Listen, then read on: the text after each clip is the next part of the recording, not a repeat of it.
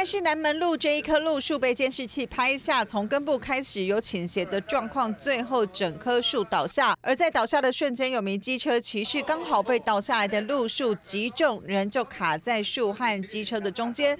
最后人和车倾倒之后，这一名机车骑士原本还想要自己站起来，不过走没几步又瘫软倒在路面上。他的双手还有下腹部疑似是因为被树打中的关系，因此受伤疼痛送医。而他随行的同伴赶紧前往查看，至少有2台轿车也受到路树倒下波及。来听车主说法：台风过后阵风比较大，我刚出门我就觉得今天风很大，傻眼，怎么讲？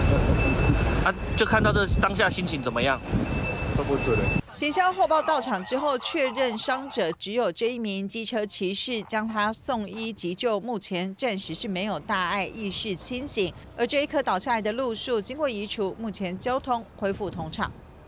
从画面上可以看到呢，在渔港的岸边竟然有海水一步步的倒灌，淹掉了整条大马路。这里是彰化的王功渔港，在中午涨潮时，海水倒灌，不到10分钟的时间就蔓延到马路上。听一下稍早访问。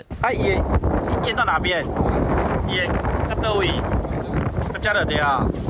迄阵敢有一寡受影响？会减无？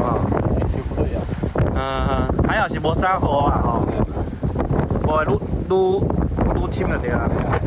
原来因为是年度大潮，加上了卡努台风经过了台湾，遇上了海水涨潮之后，整个是漫过了堤防和码头，海巡人员也赶紧的架设围篱，防止海水倒灌进到室内。也有渔民为了减少蚵仔的损失，一早就下海来采收蚵仔，就怕呢这个涨潮之后啊，蚵仔泡太久会爆死或者是缩小，海巡人员就赶紧帮渔民来固定这些礁筏，协助渔民将蚵仔采收，减少损失。